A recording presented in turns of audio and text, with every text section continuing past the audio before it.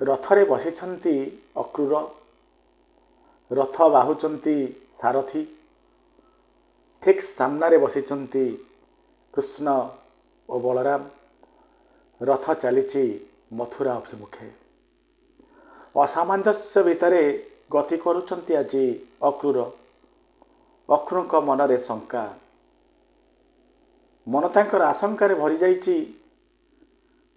ମନେ ମନେ ଚିନ୍ତନ କରୁଛନ୍ତି, ମୁଁ କେଡ଼େ ପାପୀ, ଭଗବାନଙ୍କର ଏକି ଉପହାସ ମୋ ସହିତ ଆଜି ଯାଏଁ ପ୍ରଭୁଙ୍କୁ ଦେଖିବାକୁ ଚାହୁଁଥିଲି, ହେଲେ ଦେଖିବାର ସୌଭାଗ୍ୟ ପାଇନଥିଲି। ଅନେକ ପ୍ରାର୍ଥନା ପରେ ପ୍ରଭୁ ମୋ ଡାକ ଶୁଣିଲେ। ତ ଏମିତି ଏକ ପରିସ୍ଥିତିରେ ଡାକ ଶୁଣିଲେ ଯେ ମୋତେ ଆସି ମୋ ପ୍ରଭୁଙ୍କୁ ନେଇ ସମର୍ପିବାକୁ ପଡ଼ିବ ଏ କଂସ ହାତରେ। ଏ ନିରୀହ ବାଳକଙ୍କୁ ନେଇ ସମର୍ପି ଦେବି କଂସ ହାତରେ। ମୋର ଭୁଲ ପାଇଁ ଯଦି କିଛି ପ୍ରଭୁଙ୍କର କ୍ଷତି ହେଲା, ମୁଁ କ'ଣ କେବେ ନିଜକୁ କ୍ଷମା କରିପାରିବି? ସମୟରେ କ୍ରୂର ଉପହାସ ମୋ ସହିତ କାହିଁକି? ଆଜି ପ୍ରଭୁଭକ୍ତ ଅକ୍ରୂର ପ୍ରଭୁଙ୍କର ବିନାଶର କାରଣ ହେବାକୁ ଯାଉଛି। ରଥ ଚାଲିଛି ଦ୍ରୁତ ଗତିରେ, ଯେମିତି ଠିକ୍ ସେମିତି ଅକ୍ରୂରଙ୍କ ମନରେ ବିଭିନ୍ନ ପ୍ରକାର ଚିନ୍ତାମାନ ଘୁରି ବୁଲୁଛି। ଠିକ୍ ଏହି ସମୟରେ ହଠାତ୍ କୃଷ୍ଣ ଦେଖୁଛନ୍ତି 20-25 ଜଣ କଳା ଲୁଗା ପିନ୍ଧା ସୈନିକ ଆସି ପଛରୁ ଆସୁଛନ୍ତି ଅଶ୍ୱାରୋହୀ। ପ୍ରଭୁ କୃଷ୍ଣ ପଚାରିଛନ୍ତି ଅକ୍ରୂରଙ୍କୁ ଯେ ଅକ୍ରୂରଜୀ, ଏମାନେ କିଏ? ଅକ୍ରୂର କହିଲେ, ଏମାନେ ଆମ ସାଥୀ, ଏମାନେ ଆମକୁ ସୁରକ୍ଷା ଦେବେ। କୃଷ୍ଣ କହିଲେ, ଆଚ୍ଛା, କିନ୍ତୁ ଅକ୍ରୂରଜୀ କାହିଁକି ଏମାନେ ସବୁ ଆମକୁ ସୁରକ୍ଷା ପ୍ରଦାନ କରିବେ? ଅକ୍ରୂର କହିଲେ, ପ୍ରଭୁ, କଂସ ମନରେ ଖୋଟ ଅଛି, ତା ମନ ପବିତ୍ର ନୁହଁ। ସେ ଆପଣଙ୍କୁ ଯେଉଁ ଉଦ୍ଦେଶ୍ୟରେ ଡାକୁଛି ତାର ଉଦ୍ଦେଶ୍ୟ ଭଲ ନୁହଁ। ସେ ମହାମାୟାବୀ, ସ୍ୱାର୍ଥ ସାଧନ ପାଇଁ ସେ ବହୁତ ତଳୁ ଖସି ଯାଇପାରେ। ଆମକୁ এই ମଥୁରା ଯିବା ରାସ୍ତାରେ ନିଜର ସୈନ୍ୟମାନଙ୍କୁ ପଠାଇ ମଧ୍ୟ ମରାଇ ଦେଇପାରେ। ସେଥିପାଇଁ ମୁଁ କଂସ ହାତରୁ ଆପଣଙ୍କୁ ରକ୍ଷା କରିବା ପାଇଁ ବନ୍ଦୋବସ୍ତ କରିସାରିଛି ପ୍ରଭୁ। ତେଣୁ ଆପଣ ଆଦୌ ବ୍ୟସ୍ତ ବିବ୍ରତ ହୁଅନ୍ତୁ ନାହିଁ। ଏହାପରେ କୃଷ୍ଣ ଜଣେ ଜିଜ୍ଞାସୁ ଶ୍ରୋତା ବୋଲି ପ୍ରଶ୍ନ କରିଛନ୍ତି। ଜିଜ୍ଞାସୁ ଶ୍ରୋତା ଯେମିତି ପ୍ରଶ୍ନ କରନ୍ତି, ପ୍ରଭୁ ମୋର ପ୍ରଶ୍ନ କରିଛନ୍ତି ଅକ୍ରୂରଙ୍କୁ, ଯେ ତ ମୁଷ୍ଟିମେୟ ଲୋକ, ମୁଷ୍ଟିମେୟ ସୈନ୍ୟ, ଏମାନେ କଂସର ବିରାଟ ସେନା ଆଗରେ କି ଯୁଦ୍ଧ କରିବେ, କି ସାମ୍ନା କରିବେ? ଏମାନେ କଂସର ବିରାଟ ସେନାକୁ ଏମାନେ କ'ଣ ସମର୍ଥ ହୋଇପାରିବେ? ଏହାପରେ ଅକ୍ରୂର କହିଛନ୍ତି, ହେ ପ୍ରଭୁ, ମୁଁ ଏତେ ବୋକା ନୁହଁ ଯେ କଂସର ସୈନ୍ୟକୁ ମାତ ଦେବାକୁ ଏହି ମୁଷ୍ଟିମେୟ ସେନାକୁ ନେଇ ଆପଣଙ୍କ ସୁରକ୍ଷା ପ୍ରଦାନ କରିବା କଥା ଚିନ୍ତା କରୁଛି। ପ୍ରଭୁ, ଆମ ରାଜ୍ୟର କିଛି ଆତ୍ମବଳି ଦେବାକୁ ଦୃଢ଼ ସଂକଳ୍ପ ନେଇଥିବା ଅନେକ ସେନାମାନଙ୍କର ଏକ ଦଳ ପ୍ରସ୍ତୁତ କରାଯାଇଛି। ସେ ଦଳକୁ ବିଭିନ୍ନ ଭାଗରେ ବିଭକ୍ତ କରାଯାଇଛି। ସମସ୍ତେ ଦୂରରେ ଥାଇ ମଧ୍ୟ ଆମ ଉପରେ ତୀକ୍ଷ୍ଣ ଦୃଷ୍ଟିପାତ ରଖିଛନ୍ତି ଏବଂ ଆମ ସୁରକ୍ଷା ପାଇଁ ସୁସଜ୍ଜିତ ହୋଇଅଛନ୍ତି। ପ୍ରଭୁ, ଯେଉଁଠାରେ ଆମେ ନଦୀ ପାରି ହେବା, ସେଠାରେ ନଦୀର ଉଭୟ ପାର୍ଶ୍ୱରେ 2 ଦଳ ସୈନିକ ଅଛନ୍ତି। ଆଉ ଗୋଟେ ଦଳ, ପ୍ରଭୁ ଦେଖନ୍ତୁ, ଆମେ ନଦୀର ଏପଟେ ଯାଉଛେ, ଠିକ୍ ସମାନ୍ତରାଳରେ ସେମାନେ ଆରପଟେ ମଧ୍ୟ କିଛି ସୈନିକ ଯାଉଛନ୍ତି। ପ୍ରଭୁ ଲକ୍ଷ୍ୟ କରିଛନ୍ତି ନଦୀର ଆରପଟକୁ, ଦେଖିଛନ୍ତି ସତରେ ତ ସେଠି ମଧ୍ୟ କିଛି ସୈନ୍ୟ ଠିକ୍ ଏମାନଙ୍କ କୃଷ୍ଣ ବଳରାମଙ୍କ ରଥର ସମାନ୍ତରାଳରେ ଚାଲିଛନ୍ତି। ଏହାପରେ କୃଷ୍ଣ ଜାଣିବାକୁ ପଚାରିଛନ୍ତି, ୟାର କାରଣ କ'ଣ? ଏହାପରେ ଅକ୍ରୁର କହିଛନ୍ତି, ୟାର କାରଣ ହେଲା ପ୍ରଭୁ ଯଦି ବାଟରେ କେଉଁଠି ବି ଆପଣଙ୍କ ଉପରେ ଆକ୍ରମଣ ହେବାର ସୁରାକ ମିଳିଲା, ତେବେ ଆପଣ ଦୁଇ ଭାଇଙ୍କୁ ମୁଁ ନଦୀ ପାର କରାଇ ଆରପଟକୁ ପଠାଇଦେବି। ସେପଟେ ଥିବା ସୈନିକମାନେ ଆପଣଙ୍କ ସୁରକ୍ଷାର ସମସ୍ତ ଦାୟିତ୍ୱ ବହନ କରିବେ। ଏହାପରେ କୃଷ୍ଣ ହସି ହସି କହିଲେ, ଅକ୍ରୁରଜୀ, ଆମେ କ'ଣ ନଦୀ ପାରି ହବୁ ପହଁରିକି? ଏମିତି କଥା ତେବେ ଆପଣ ଆଗରୁ ଆମକୁ ଗାମୁଛା ଇତ୍ୟାଦି ପିନ୍ଧାଇ ରେଡ଼ି କରି ରଖାଇ ଦିଅନ୍ତୁ, କାରଣ କେଉଁଠି ନଦୀକୁ ଡେଇଁ ପହଁରିବାକୁ ପଡ଼ିବ କିଏ ଜାଣିଛି। ହସିଛନ୍ତି ଅକ୍ରୁର।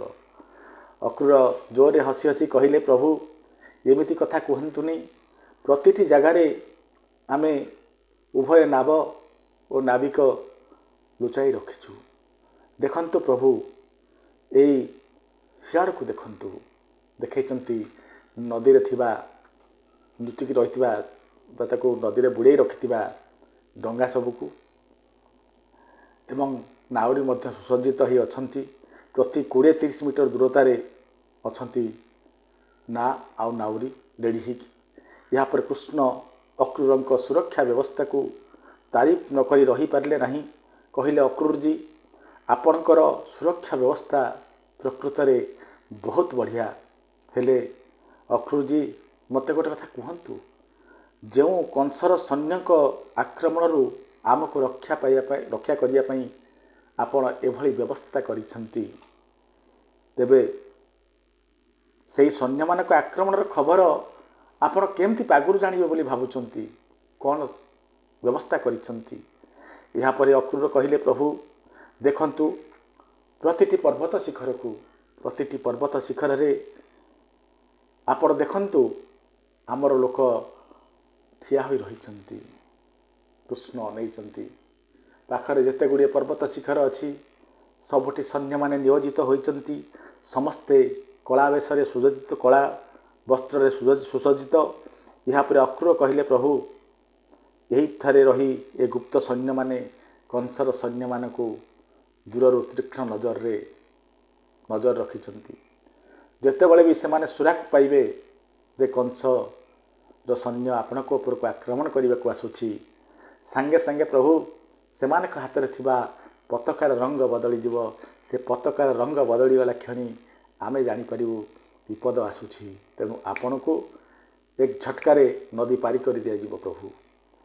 ଏହାପରେ କୃଷ୍ଣ କହିଲେ, ମାନିଗଲି ଅକ୍ରୁରଜୀ, ଆପଣଙ୍କର ସୁରକ୍ଷା ପ୍ରଣାଳୀକୁ ଯାଦବ ବଂଶର ଶ୍ରେଷ୍ଠ ସେନାପତି ହେବାର ଯୋଗ୍ୟତା ଆପଣଙ୍କ ପାଖରେ ଅଛି। ପ୍ରଭୁ ଆପଣଙ୍କ ବୁଦ୍ଧିମତାକୁ ଅକ୍ରୁରଜୀ ମୁଁ ପ୍ରଶଂସା ନ କରି ରହିପାରୁନାହିଁ। ନମସ୍କାର କରୁଛି ଆପଣଙ୍କର ବୁଦ୍ଧିମତ୍ତାକୁ। ଏହାପରେ ଅକ୍ରୁର କହିଲେ, ରାଜକୁମାର କୃଷ୍ଣ, ମୋର କୌଣସି ପ୍ରଶଂସା ଓ ପଦବୀ ପ୍ରତି ସାମାନ୍ୟତମ ଲୋଭ ନାହିଁ। ମୋର ଏକମାତ୍ର ଚିନ୍ତା ଆପଣଙ୍କର ସୁରକ୍ଷା ପ୍ରଭୁ। ଏହା ମୋର ଦୁର୍ଭାଗ୍ୟ କି ମୁଁ ଆପଣଙ୍କୁ ଜଣେ ହତ୍ୟାକାରୀ ପାଖକୁ ନେଇ ସମର୍ପିବାକୁ ଯାଉଛି, ଯାହାକୁ କି ମୋ ଆତ୍ମା ଏବେ ବି ସ୍ୱୀକାର କରୁନାହିଁ। କୃଷ୍ଣ ପ୍ରଶ୍ନ କଲେ, ତାହେଲେ ଆପଣ କ'ଣ କରିବେ ବୋଲି ଚିନ୍ତା କରୁଛନ୍ତି? ଏହାପରେ ଅକ୍ରୁର କହିଛନ୍ତି, ଏହି ତ ମୋର ଧର୍ମ ସଙ୍କଟର କାରଣ।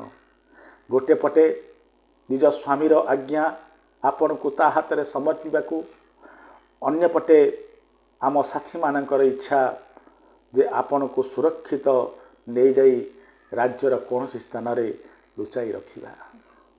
କୃଷ୍ଣ କହିଲେ, ତାହେଲେ ଆପଣ କିଛି ନିର୍ଣ୍ଣୟ ନେଇଛନ୍ତି? ଏହାପରେ ଅକ୍ରୁର କହିଲେ, ନା, ଏହି ଧର୍ମ ସଙ୍କଟରେ ତ ମୁଁ ରହିଛି। ଏହା ବି ଧର୍ମ, ତାହା ବି ଧର୍ମ, ଦୁଇଟି ଯାକ ଧର୍ମ।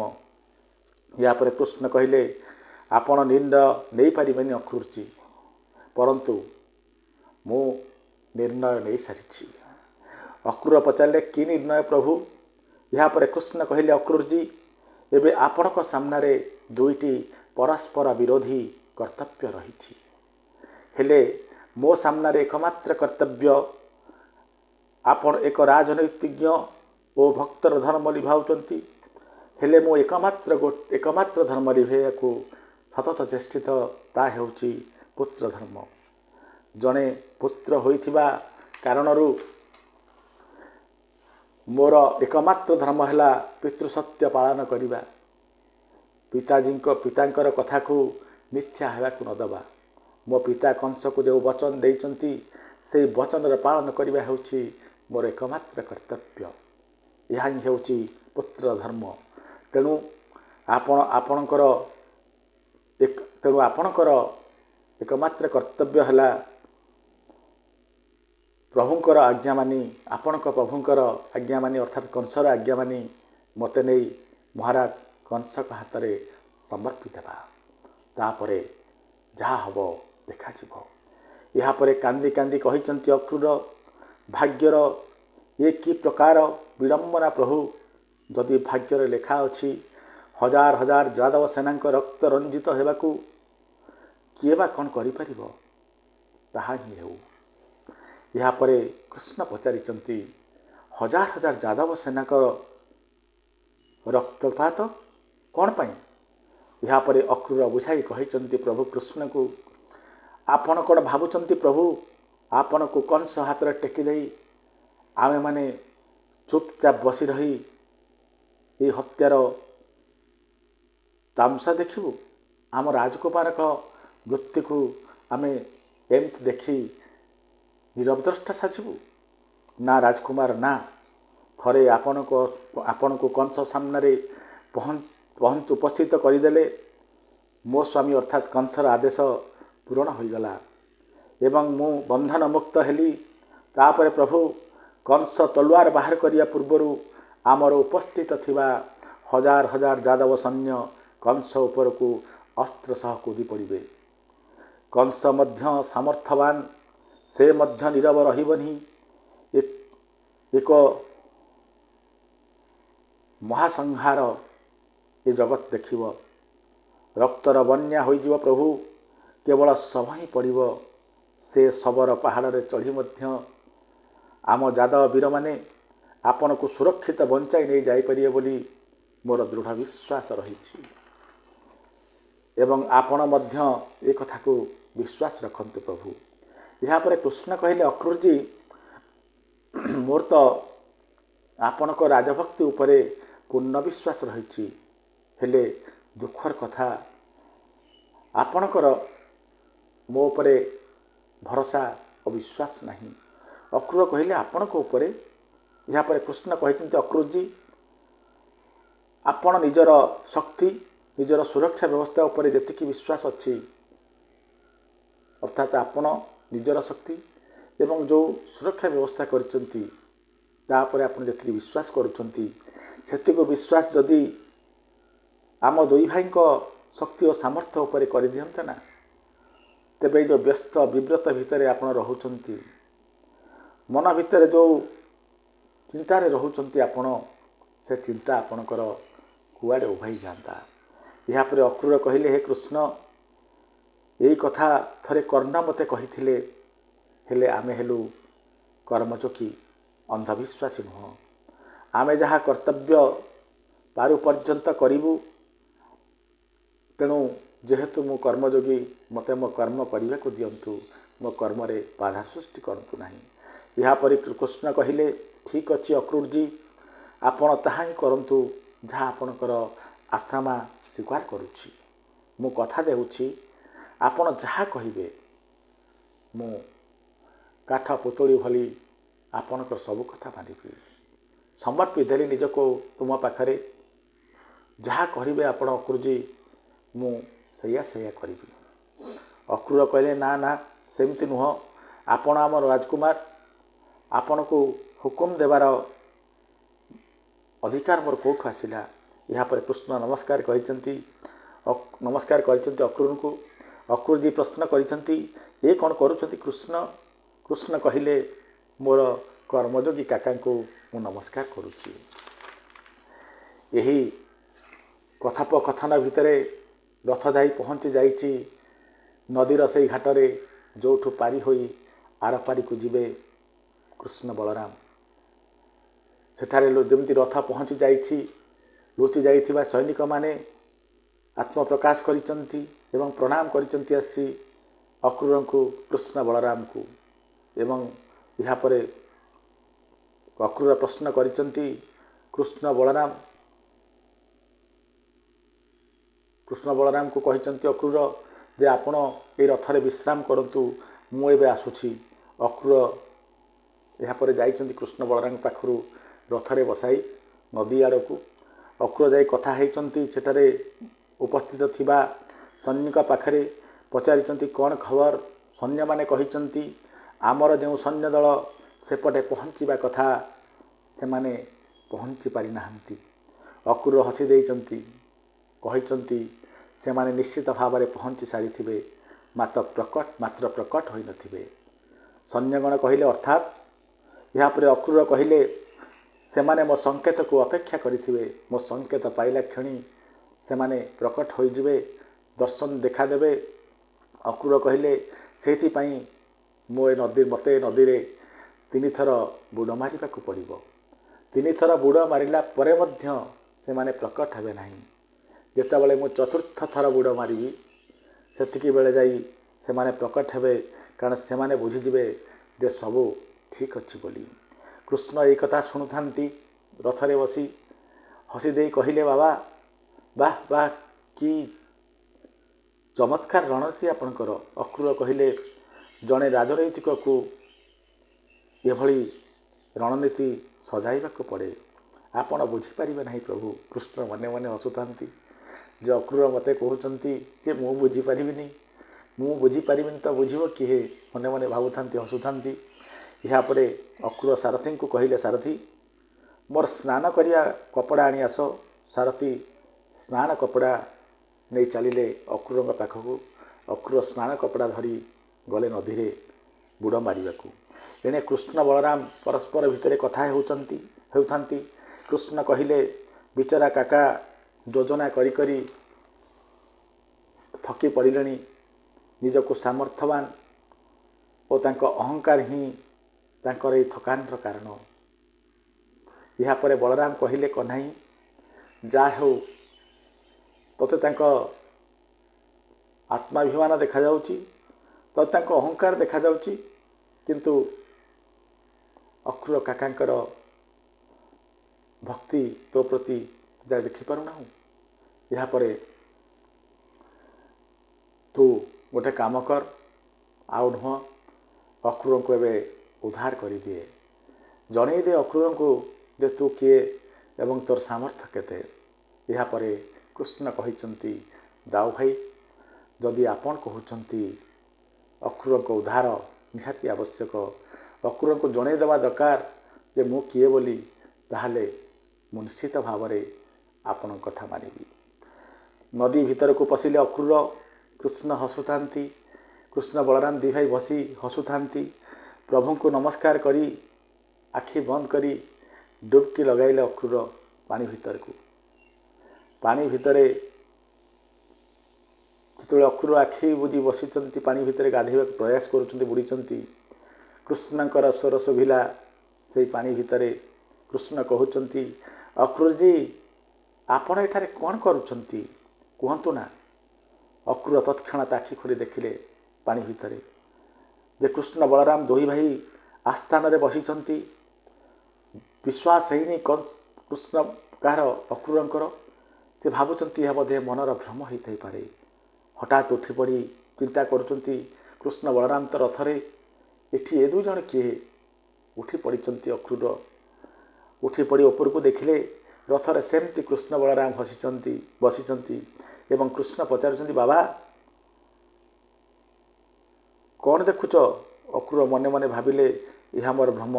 ଏହାପରେ କହିଲେ କିଛି ନାହିଁ ପ୍ରଭୁ କହିକି ପୁଣି 2ୟ ଥର ବୁଡ଼ିଲେ ପାଣି ଭିତରେ। ଦେଖିଲେ ପୁଣି ସେହି କୃଷ୍ଣ ବଳରାମଙ୍କୁ। କୃଷ୍ଣ ପଚାରିଲେ ବାବା କୁହନ୍ତୁ ଆପଣ କ'ଣ କରୁଛନ୍ତି, କିଛି ତ ଉତ୍ତର ଦିଅନ୍ତୁ। ଏ ବହୁତ ସାହସ କରି ଅକ୍ରୁର କୃଷ୍ଣ ବଳରାମଙ୍କ ପାଖକୁ ଚାଲି ଚାଲି ଗଲେ। ଏହାପରେ ଯେମିତି ଏକଦମ ପାଖାପାଖି ହେଇଛନ୍ତି 2 ଭାଇ ଅନ୍ତର୍ହିତ ହୋଇଗଲେ, ଆଉ ଦେଖିବାକୁ ପାଇଲେ ନାହିଁ ଅକ୍ରୁର। ଅକ୍ରୁର ପୁଣି ପାଣିରୁ ଉଠି ପାଣିରେ ଥାଇକି ଦେଖୁଛନ୍ତି କୃଷ୍ଣ ବଳରାମ ରଥରେ ବସିଛନ୍ତି। ମନ୍ଦ ମନ୍ଦ ହସୁଛନ୍ତି କୃଷ୍ଣ।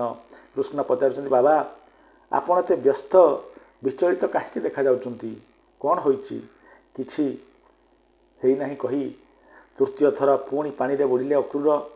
ଏବେ ସ୍ଥିତି ଭିନ୍ନ। ଖାଲି କୃଷ୍ଣ ବଳରାମକୁ ଦେଖୁଥିଲେ। ଏବେ ଯେଉଁ ଦୃଶ୍ୟ ଦେଖିଲେ ସେ ଦୃଶ୍ୟ ପ୍ରକୃତରେ ଜଣେ ଭକ୍ତ ଦେଖିଲା ଭଳି ଦୃଶ୍ୟ ଥିଲା।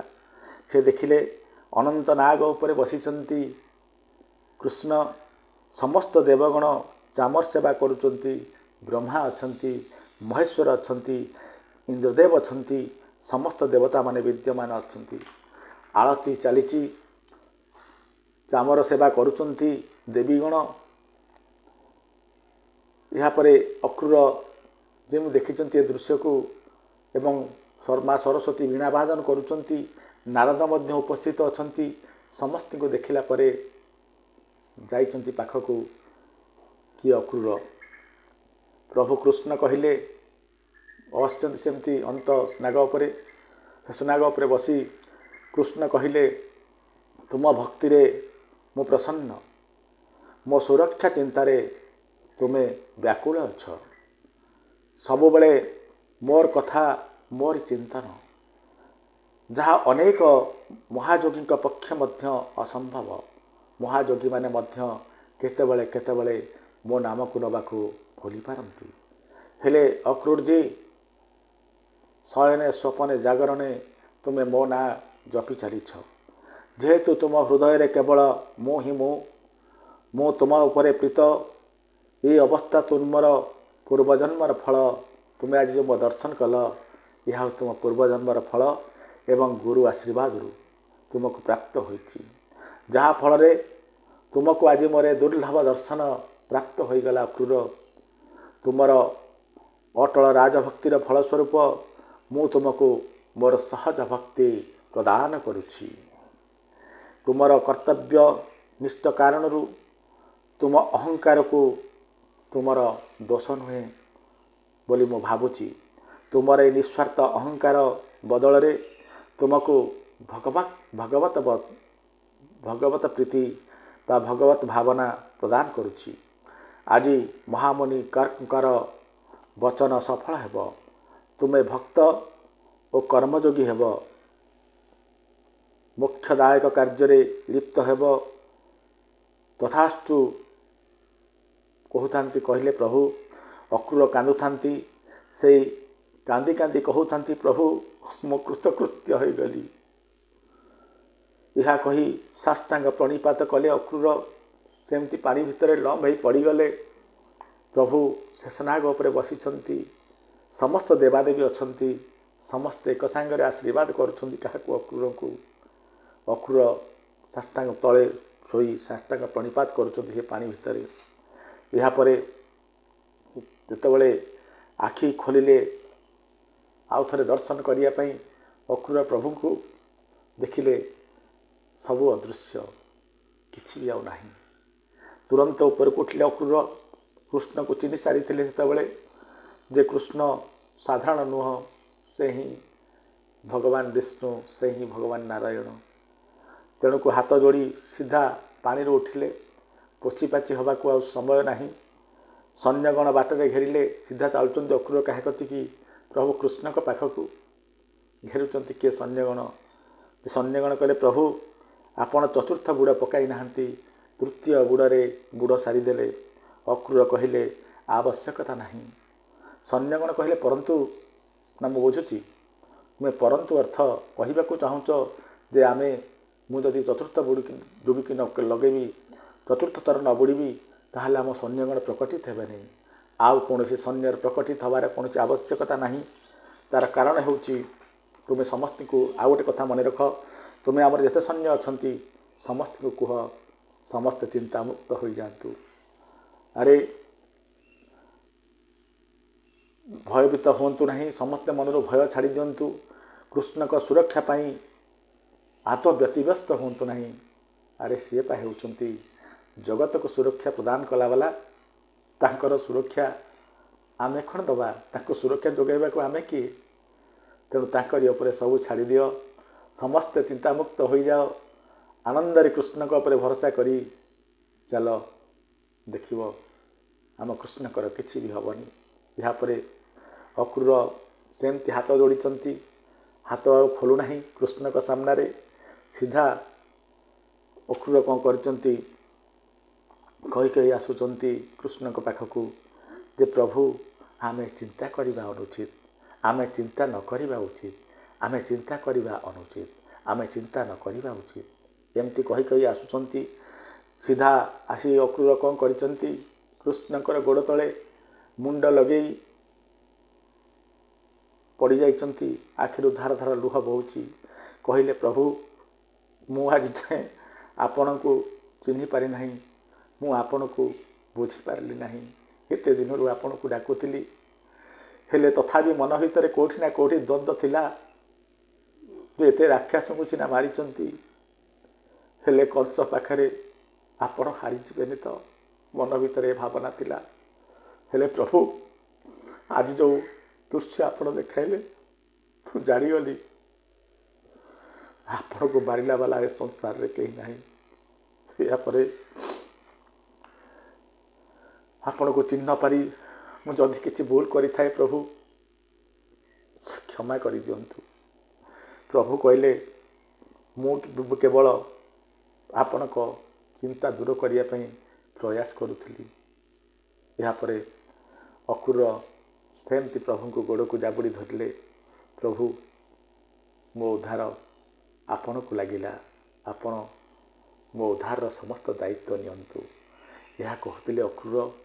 ଏବେ ଯେତେବେଳେ ଭଗବାନଙ୍କୁ ପ୍ରଭୁ ବୋଲି ଜାଣିସାରିଛନ୍ତି ଅକ୍ରୁର, ଆଉ ଚିନ୍ତା ନାହିଁ, ଶଙ୍କା ନାହିଁ।